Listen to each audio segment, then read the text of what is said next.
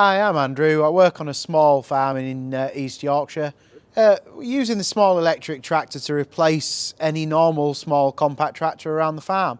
So pulling a small trailer with hay in around the horses where the quiet electric motor is useful, doesn't disturb them, doesn't upset anything. Also handy for carrying heavy loads towards machinery, tools. Anywhere where you'd basically use a wheelbarrow, you could use this for a lot less effort. So it has benefits, definitely being an electric vehicle over a traditional diesel tractor. It's much quieter.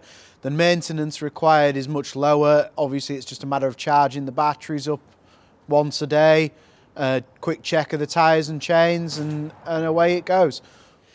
So we've got it set up on the trailer currently. It can do basically anything that a small conventional tractor would do. So it can pull a lawnmower type product thing. It can also be a sprayer with a sprayer attached to it, or a grass harrow, just the same. Basically anything a small compact tractor would do, this can do in its own way as well. So currently you've seen us using it in manual mode where I'm just bringing it, controlling it with the remote. It also has autonomous functions that'll let it go off on its own.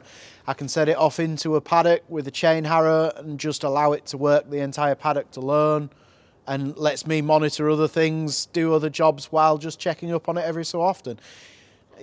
So it's used for anything. I mean, obviously currently in its trailer mode, it's there helping around, just carrying heavy loads, generally making life easier for the operator so that they aren't having to carry a wheelbarrow or physically manually carry heavy loads around. Yeah, electric's ideal. We recharge it using green energy, either solar panels on the sheds or the wind turbines. This means that it's basically economical to run, and it's also as close to carbon neutral as we can get.